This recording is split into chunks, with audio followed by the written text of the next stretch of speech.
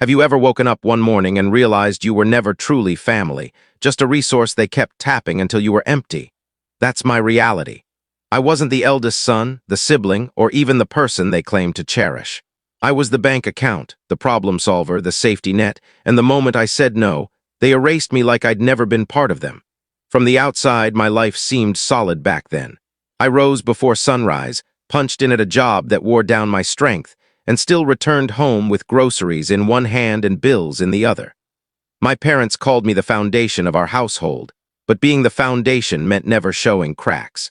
It meant handing over my keys to my brother after he crashed his car, settling debts my father swore didn't exist, and nodding along to my mother's assurances that things would balance out. I believed loyalty would earn me their love, that every sacrifice would secure a place in their hearts no one else could claim. I clung to that hope like a tether, not seeing how fast tethers can be severed when the people you're holding up realize they can stand without you. The first fracture came with a phone call. It was Caleb. His voice trembled, urgent. "I need your help, man, just this once, please." I didn't even ask why. I sped across town, heart racing like I was pulling him from a collapsing building, but when I arrived, it wasn't destruction I faced. It was debt collectors hovering like scavengers. He'd taken out loans he couldn't repay, and the name he listed as guarantor? Mine, without a word to me. I stared at the documents in my hands, my signature faked in black ink. My chest turned to ice. "You used me," I whispered. He wouldn't look at me. "I had no other way," he said. "You're the one who can deal with it." That's when it hit me. My value to him wasn't as a brother. I was just a way out, a shield. A tool, standing there with the collectors staring me down, one thought crashed into my mind. If this is just the start, how much more will they take? That forged signature wasn't the end. It was the ignition. From that day, I stopped being a sibling and became a pawn.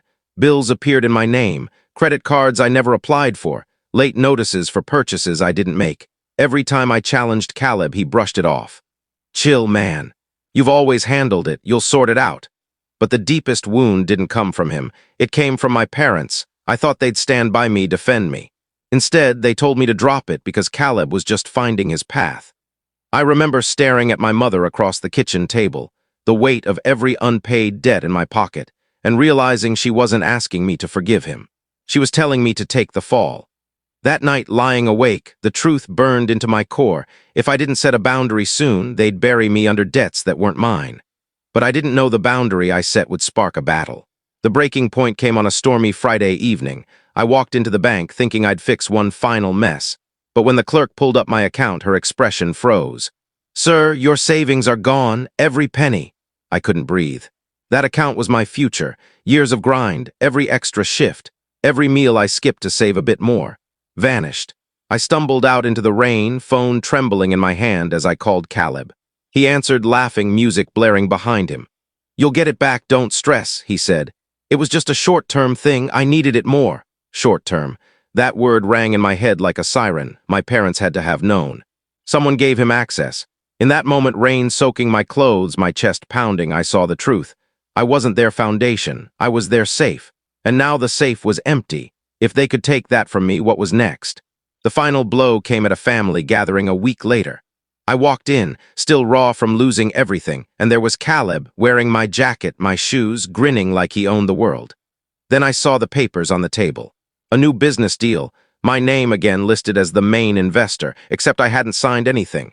When I confronted him, his smile didn't waver. "Come on, man," he said. "You always talked about building something big. I did this for us." The room fell silent. My father coughed. My mother looked away. They all knew. They'd stood by and let him rip my life apart to build his throne. In that moment, standing there in clothes I didn't buy, in a deal I didn't agree to, I faced the truth I'd dodged for too long. My family hadn't just betrayed me. They'd replaced me. I left that house feeling like a shadow. Everything I'd worked for, every sacrifice, every quiet agreement when I wanted to scream no, had been twisted into ropes that held me down while they rose. I used to think family meant loyalty, that blood-guaranteed care. But standing in that rain-drenched street, I learned something colder. Family isn't who shares your name. It's who guards your heart when the world sharpens its blades.